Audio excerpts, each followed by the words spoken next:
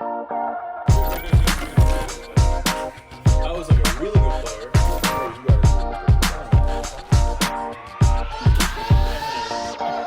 Just the appreciation of basketball at all levels. Yeah, I'm a player. I feel like I just gotta get on the court. You know, I feel like if I get the opportunity to get on the court, that's where the name comes from. Everyday guys and the everyday conversations we have.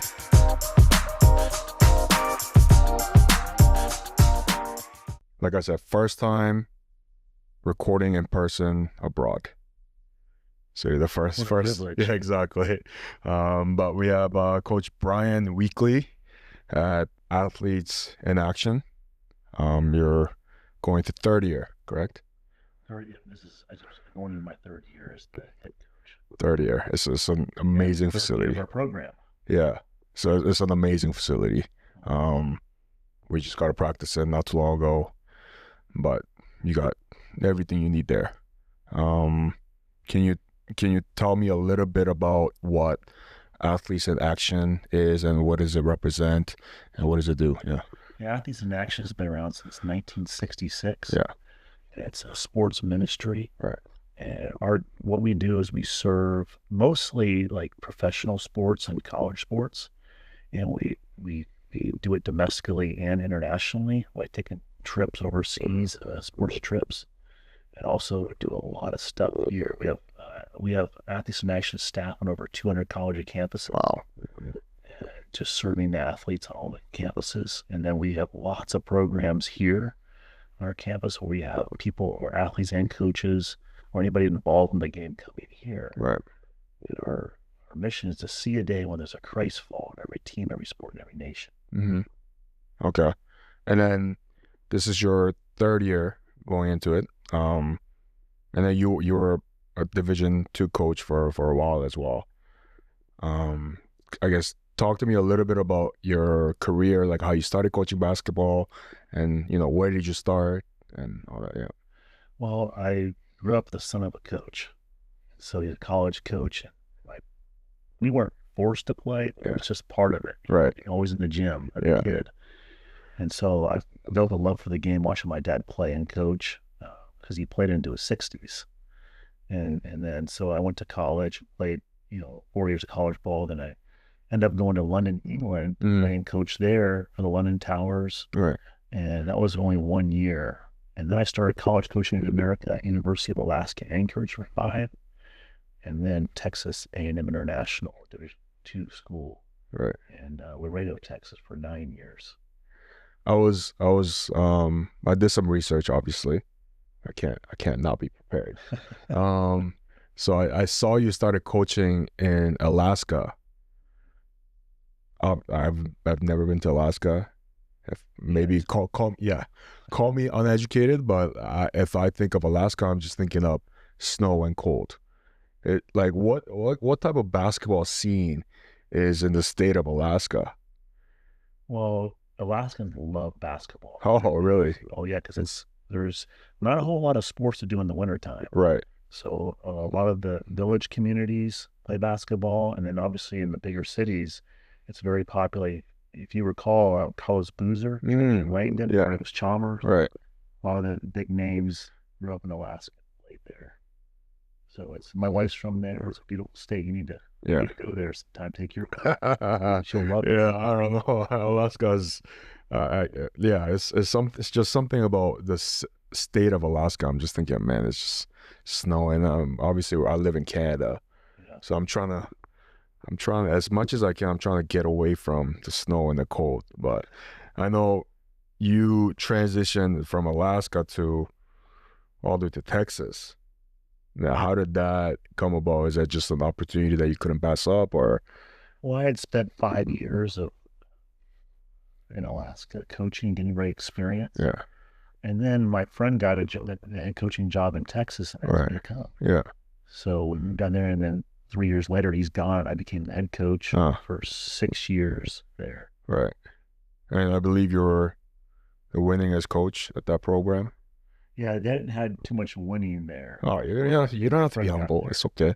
You don't have to be humble. It was fun. We got to build this program from scratch, pretty much, and do some really cool things. Right. In a place where really used to winning much. Right. Was there any specific challenges or memorable moments that you've had throughout your tenure over there? Well, I mean, that's what you just said right there, Coach, is like the moments are the best. Right. You know, like 5 championships, 90 seasons there. So like the journey, the road is just the best. Yeah, those are what I remember, the big road win, you know, and you know, on the bus trip back, Yeah. you know, win the conference championship, go to the NCAA tournament, Right. you know, with those special guys that decided they wanted to become something special. Right. But the challenges were, it was in Laredo, Texas, on the border. Okay. So it's a great school. We loved our church community, loved the people there, but it's hard to recruit to because a lot of parents think their kids are going to get, you know, could get, wouldn't have a great experience because of the border, but Right. it's not necessarily true.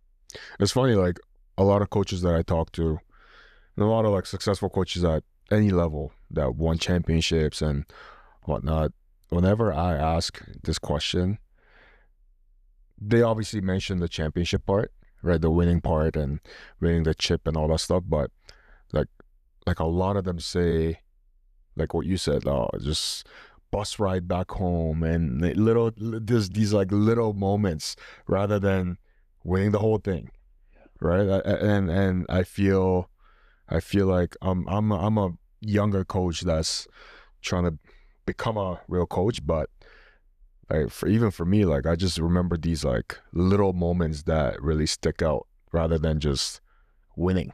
Yeah. You know, and I think that's what's so interesting about coaching. But so you went from winning all these championships at the Division II level all the way in Texas. Now, is it 2018 that you? 2018 is when you transitioned over to Athletes in Action. What I guess, because just reading for me, like just reading and kind of reading your bio and researching, I don't think it's like a usual route that coaches take, right? Like you're at a Division II level, you've been a really successful coach. Now you're taking a complete different route. It's still in basketball, but I feel like it's different. What kind of led you to that decision? First of all, I want to back up. You're a real coach. I coached against you last year. Yeah. My tail. We had good players. Coach. Yeah. But you know, it was really tough. I mean, we had just won the conference championship in 2017. A week later, I had the first of many panic attacks. And they didn't go away that whole next year. And so at the end of the year, my wife and I talked. We just said, I need to take a break. So it wasn't because of the losing. It wasn't because it was more, I think, after all the years of agonizing, stressing, you know, fearing about my job, performance, you know, all that things, just my body just shut down. And so I had to learn more about me. I had to become curious about myself. Take a year off just to reassess, reevaluate. And that's when God led me into Athletes in Action. All right. I mean, that's the part. That's the part not a lot of people talk about, right? Like people look at these coaches and even, like, you know, the high paying jobs and even at NCAA level, you hear stories about these coaches making millions and whatnot, but that's the part nobody talks about is the pressure to win and save my career, save my job is something that people don't talk about, right? Like they think they think coaches are just there to make money and make a living, but the amount of pressure and stress, I mean, I don't really feel it because I'm coaching at the high school level, but you know, I'm sure it was just immense amount of pressure. Yeah, I mean, I spent the whole couple of years after I retired from coaching from that school just to travel around and take coaches out to eat and talk to their teams. Right. But I would say majority of coaches, or a lot of coaches, are miserable internally, or had, at the college level, just had that same experiences I had as far as like extreme anxiety, panic attacks, and so it was really neat to dive into those conversations, hear them talk. Right. Very healthy on both sides, I think. Yeah, I mean, yeah, just having panic attacks and just, I guess, was it more of the like the pressure to win games, or was it more about, like, I guess it's kind of the same thing, like saving my job for and winning games, they kind of correlate. But was that probably the reason why? I think so, because everybody's personality is different, Right. and mine was, growing up, I always wanted to please the coach. Mm-hmm. I was always worried about doing what's right, and I worked hard. And so Yeah. I think as the years went on, I still kept a lot of that stuff, wanting to please the AD, wanting to please the newspaper, wanting to please the parents of the players. And so it's an unending, you can never get on top of that. Yeah. And so I think eventually my body had just had enough. Right. And everybody's different, but that was I found out after taking a couple of years off, that was the reason why my body was suffering so much, because I cared too much what people thought about me. I kind of reestablished my identity and the Lord. I guess so. I mean, this next question is, it could kind of be like two parts, but so when did you like stop having fun, or did you always find fun in different areas? Yeah. Like that, I guess that would be the question, because like when I hear that, panic attacks and pressure, it just doesn't sound fun to me. Yeah. Right. So I mean, I was having I love competing. I love that part. I mean, going to practice every single day and being in the game, there's nothing like it. The fun, the challenging part of what became so difficult was my mental health. And I thought, looking back, I thought that was just a normal thing to always stress. And if you're not stressing, you're not doing a good job. And you always want to be the last one in the gym at the recruiting event. Yeah. You overwork. And then, I just found out that's not smart. All right.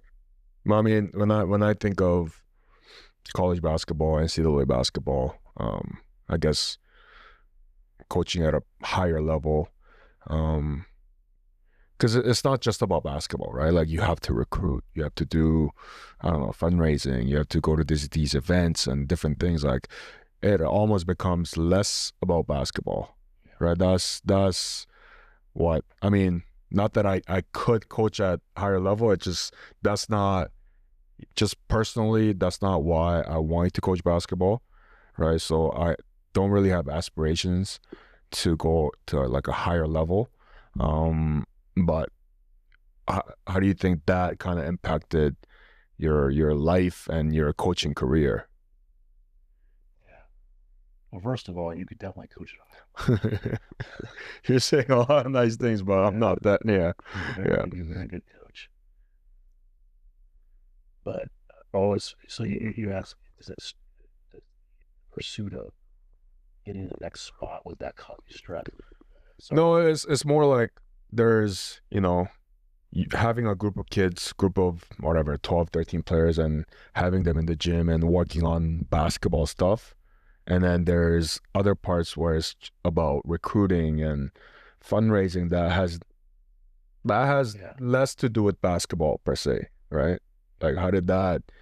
Because when I think of it, I'm like, I don't want to focus a lot of my time doing the stuff that has nothing to do with basketball, right? Yeah. But I'm sure it's a big part of the job, right? that's a big part of the job. And I felt, I'm not saying I felt more fulfilled, but I felt more connected to the guys, and more basketball center when I was an assistant coach. Mm-hmm. When I became the head coach, then I was consumed with a lot of other details that had to do with the program, Yeah. but not on the floor. Right. You know, and that's what made it very challenging. I mean, a head coach can be very lonely at times. Yeah, yeah. I always say to my assistant coach, I'm like, man, I wish I can go back to being an assistant coach. Let me just focus on basketball, running practice, and X's and O's. But it just all these things that come with being a head coach, right? Like, Very experienced it. Wow. I mean, even just talking to, NCAA coaches and university college coaches about kids, right? Like the constant, and honestly, that's one of the reasons why we started this podcast, because the whole just communicating with coaches and having interesting talks with coaches, I wanted to kind of bring it and then put it on a mic, right, and then record it rather than just talk just to talk, right? Like I think that's, I don't know, it's something that you need to do as a high school coach, but it's not always enjoyable, I would say, right? And I wish I could just focus on basketball, but that's just not reality, right? So when you made a decision to come here 2018. I guess what was like the most, did you have any goals in mind when you came, or did you feel like this was the place that where you could grow as a person, obviously, and then grow your family as well? Like what was like the driving factor to come here? When I was going through my last year of college coaching, and there was a guy named Coach Mo, Mm-hmm. who he works for Athletes in Action. He pursued me all year long. Every week he would call me and ask me how I'm doing. And then he asked me when I resigned from the job in Texas, he said, will you be the defensive coach, Team USA, Pan American game, coach Pan American game? Yeah. Because Jerry Colangelo had asked Athletes in Action, I believe Jerry asked actually Athletes in Action to field a team Mm-hmm. and for that event. And Coach Mill was the head coach. And so I went with him on that trip, and I just loved how he loved, mentor, and minister to the players, all Division I players. And I said, and plus my mom and dad had worked for the ministry in the 70s. Yeah. So I had kind of idea. It's just a different pace, a different environment, very loving and caring environment. And one of the best things I like about working with Athletes in Action is my coworkers. Right. They've been ministering to people for years. They just not love. Yeah, I mean, so I guess when I look at this program, versus like other programs, other basketball programs, I feel like the goals very different. There's goals that are in common, right? Obviously, preparing them for the next level and getting them to the next level as well. But there's goals beyond that, right? I guess talk to me a little bit about what you're trying to accomplish as far as athletes coming through the campus, spending time here. What do you want them to learn at the end of their career here? Well, we have different athletes coming through. It could be a 2-week experience, a 1-week experience. Like, for example, we have a thing called the Captain's Academy, where all these Division I players fly in and they get trained for 4 or 5 days to become a better captain. Because we just pay for them to come here. And whether it's that or my team, who's here for 8 months, it's a development. We're about developing the total athlete. So developing the mind, body, and the spirit. And just a lot of coaches, they just they just focus on the physical. But they get out of you, build your body up, work on your skills. That's important. Yeah. But it's just part of it, as the head coach, is the mental side. Right. The mind side is just as important. Yeah, I would say so. To have it, because the discouragement, the setbacks, the pride, we got to wrestle with all with that, with asking a lot of questions, got to live life with the players. And on the spiritual side, like John Wooden used to want all of his players to have a faith, a compass. What's guiding your life? So I'm sure when you recruit players to this team as well, I'm sure you talk about your philosophy and what you just talked about.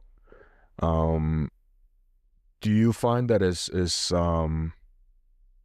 difficult a little bit now with nowadays, like, you know, kids nowadays are, I think, a bit different. Like, well, how they're thinking is very different. Everyone thinks they're a brand. Yeah. Everyone thinks they're somebody's. Yeah. And I guess you need specific types of people that can be a part of this team, right? Like, what do you guys look for in players? I guess, like, you know, obviously the basketball part, but I'm talking about the intangibles and, you know, their personality, character. First of all, I really pray for the season. God, show me the right people that would fit here, you know, and so I mean, anytime I heard somebody tell me, a player, that, you know, I don't like to practice hard, or, you know, say something that isn't conducive to have a winning team, you know, a total team, Mm-hmm. I passed them. I don't care how talented they were, Right. you know. And so I was very specific, and, you know, like, I'm going to coach really hard. Right. You have to take Bible classes and leadership classes, and you have to do all the things that we do. You know, it doesn't matter if you're Muslim, Mormon, Christian, atheist. We're going to love you the same, but you're going to do what we do. Right. You know, and, you know, we talked very specifically in the recruiting process about that, and you know, and we just made sure that we got the right type of person to fit us. Right. But with every recruiting class, there's always kids that might not be, they just come in and they're not what you thought they were.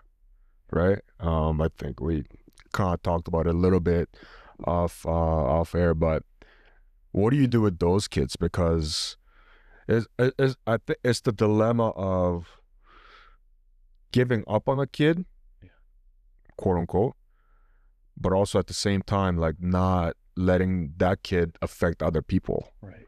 Right. I got, to be honest, I had to deal with that this year. Right. Like, we had to, give up. I would say I gave up on the kid, for the sake of, like, other kids on the team. But it still kind of haunts me a little bit, right? Because I'm like, man, like, he could have we could have let him, you know, play with us, be on our team for a couple more months, and then tried our best. But at the time, I just felt like, man, this isn't, you know, him being on the team wasn't the right thing for kids that are also working their butts off, right? So how do you do? Did you have any kids like that, or and if you did, how did you deal with those types of kids? Yeah, thank God we didn't have any guys like that this year. Mm-hmm. But I coached a lot of guys like that, you know, last year, you know, and I think the biggest thing, and I'm not perfect in it. I don't say that I am, but just try to love them really well and develop relationships, because everybody's raised different. Right. We're all bringing our baggage into the situation. We all have to live together, you know. So, but some people's may be a little bit more intense depending on where they came from. And so I think letting somebody grow into that is very important, to give them time to do it. You know, that being said, they have to want to change. Right. You know, so if they're not willing to change, they're going to sit in their comfort zone and not want to be challenged by a mentor or a coach every day of practice, it's not going to work out. Right. Through all your tenure here, was there one specific kid that kind of represented everything that you represent as a program? Well, it could be a kid that went somewhere, or it could just be any player that kind of represented everything that you guys stand for. Yeah, and there's been many guys like that. Yeah. But the first guy that comes to my mind, played for us last year, his name is Brandon Ivory. Mm-hmm. Now he's playing at Murray State Junior College. Yep. He had 0 opportunities coming out of high school. He got like 10 offers, and he chose to go the junior college route because he wanted to go Division I. Right. But he came into our program, and he came from a really good basketball family, great family, but he thought people just knew him as a basketball player, not as a person. And so he went through this identity crisis early in the season. Do I want to play basketball anymore? Do I love it? Do I like this? Do I love it? And then through our program, he started to realize God loves me no matter what, Mm. you know, and his identity he started to change his identity to more of how God sees him. And then he just kind of took off and just had a great season. And now he's so motivated. He spoke at the Final Four, 1,000 coaches Right. at our Final Four event. He just really grew into a more mature man of faith. Right. Yeah, I mean that's something that I actually tell our kids all the time is because we got Canadian kids, right? So and then there's a lot of them. Their goal is to come down to the States to play at the highest level. They always talk about Division I, Division, NCAA, and there's great basketball at Canadian university level as well. Yeah. They play amazing basketball, but a lot of them do think going to a Canadian university is a failure, right? Like, because they've been dreaming about Division I for so long that even, going to Canadian university is difficult itself, but they think to themselves, oh, like, I'm going to be looked at as a failure. Like, I've had people that, at the end of their high school career, they only had Canadian options, and they were thinking about quitting basketball, right? Aren't a lot of more players now leaving America and getting scholarships in Canada now? Yeah, a lot of them do. Yeah, like it's great basketball. I believe, but it's just that like they've been thinking that way for so long that it's like, oh, I'm gonna be looked at as a failure. But something that I tell these kids all the time is like, nobody cares if you play basketball or don't. You love playing basketball and that's what you are, but that's not your identity, right? Like people love you, like your family loves you for who you are. Yeah. Nobody cares if you suck or if you're good, right? But I think we live in a world where, especially in basketball, I also feel like parents put just immense amount of pressure as well to the kids, and I feel like they automatically think, oh, if I have a bad game, like I'm not gonna have a great relationship with my parents for the next couple of days, and then that's where they almost lose a love for the game. All right, so I mean, I guess message is kind of similar in that way, right? Like, like God loves you no matter what. Your family loves you no matter what, right? But I think it's just, yeah, I've had kids that dealt with a lot of that and ended up quitting basketball, right? So, so going forward, you probably don't know how long you're gonna stay here. Who knows? But is there a specific goal in mind? Is that a long-term goal in mind? Like, is there anything that you want to achieve at this program? God bless us with an amazing facility that opened up. We're in the beginning stages of the direction of our ministry. They want to have a lot of academies now. Right. So we have 300 beds on campus, so housing student athletes here and giving them like a total athlete experience is something the ministry is going towards. Right. So I just like to be a small part of helping build that. Right. Okay. And then you guys, where does your family live? Is it around here? Or? We live about 4 miles. 4 miles. 4 miles away. Yeah. Okay. I mean, yesterday we went to a little restaurant. I think it was called Nick's. Oh, Nick's. That's a popular eating establishment. Oh yeah, it was Thursday night, but it was busy. It was busy, but how many people talked to us? Oh my God, I couldn't even count. Small town. They talked to every single one of us, even the kids.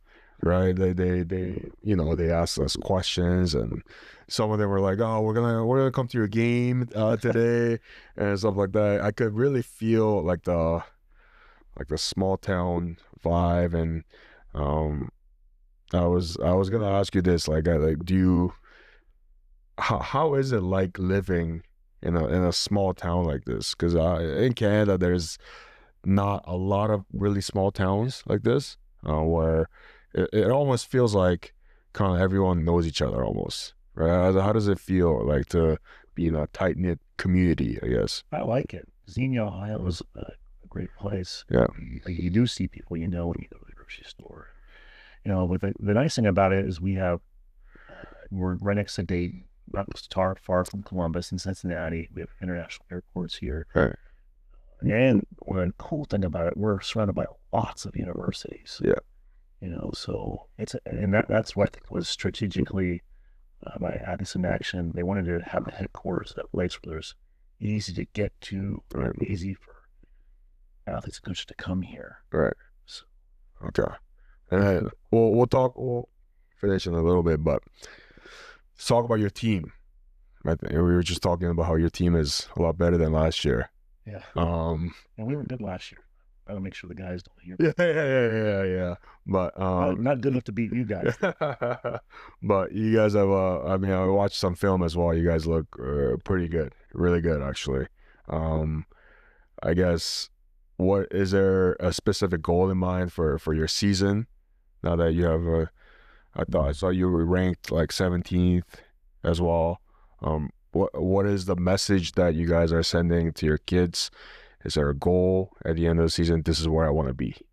I mean, we'd like to get to the final 16 teams. The guys, I don't know much about the prep. This is only my second year actually coaching the team, and it's so hard because my mind is so wrapped around coaching NCAA basketball. Yeah. Just the that type of season. So this is a lot more unpredictable. Right. And so the unpredictability really I've had to try to get used to. And so that being said, it's postseason, and it's nice that there's a postseason in the prep. You can go to some type of postseason. Right. So that's fun. But the biggest thing I tell them is there's this verse I love, and it's in a race, all runners run. Mm-hmm. One gets the prize. So run in such a way to get the prize. Right. So everyone's got to run the race in the season, but there's some teams that run different, and it's run in such a way to get the prize. Right. So just every day, that pursuit of just running differently, there's a price you got to pay. What is the definition of a win for you? When you talk about winning, what is the definition of that for you? That's a great question. Yeah. I know what John Wooden would say. Or Coach Bryan Weakley. Yeah. I've been a part of even games this year. We played, we won, but it did not feel like it.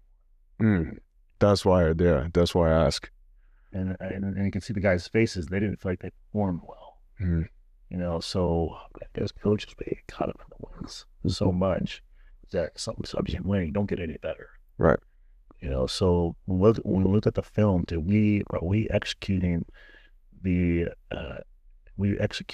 ways that we've practiced all season long? Are you doing that? If you're not doing that, we're going to finally meet a team that does it, and we're going to get beat bad. Yeah. Right. So that's part of winning. Right. Every day, guy. Every day. I mean, to me, that's a win, right? Like we talk about it all the time on this podcast too, about coaches that just want to win games, right? Will do anything to win games.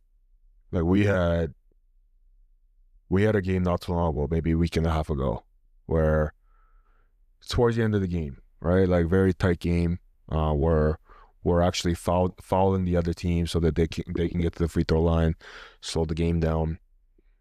Then it was like a 50-50 call, and it was one of those things where there's more than 2 or 3 players involved in the play itself. And then we specifically wanted to foul this player that was not that good at shooting at the free throw line.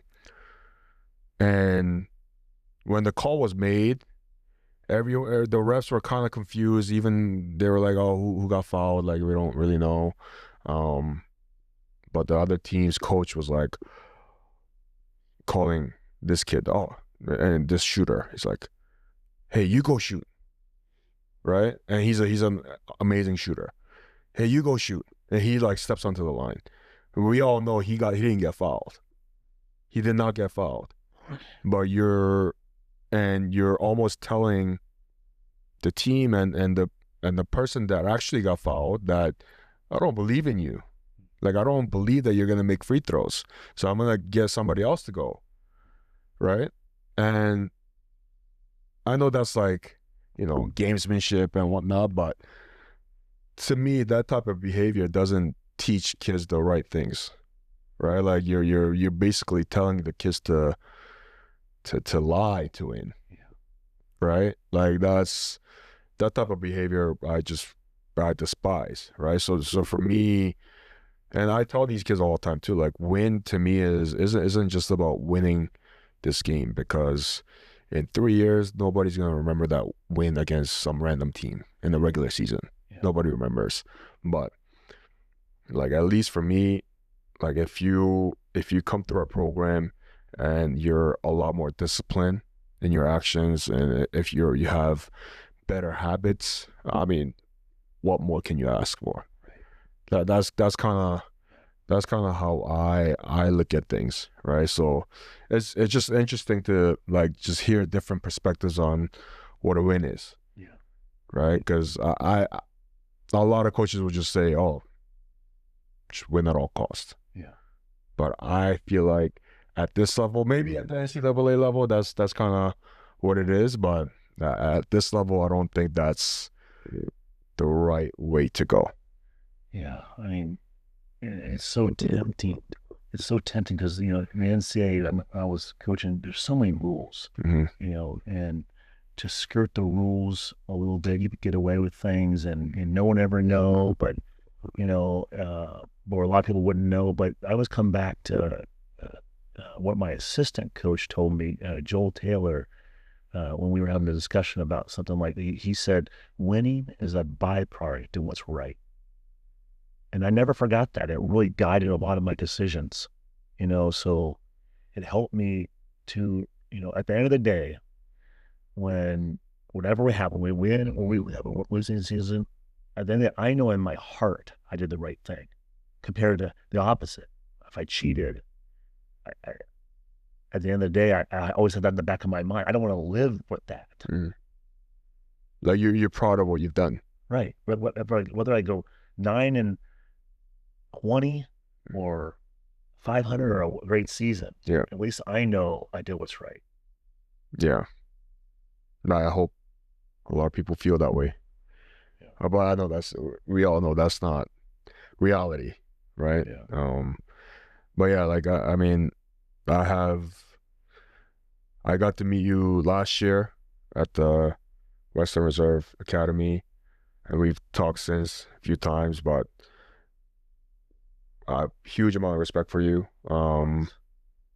Just the way your team acts as well, right? Like, that says a lot about the coach, right? That says a lot about the leader of the team. And even I remember last year when we played you guys, at the end of the game, we kind of huddled and we prayed together, and I feel that those are the moments that we sometimes tend to forget, like, why we do what we do. Yeah.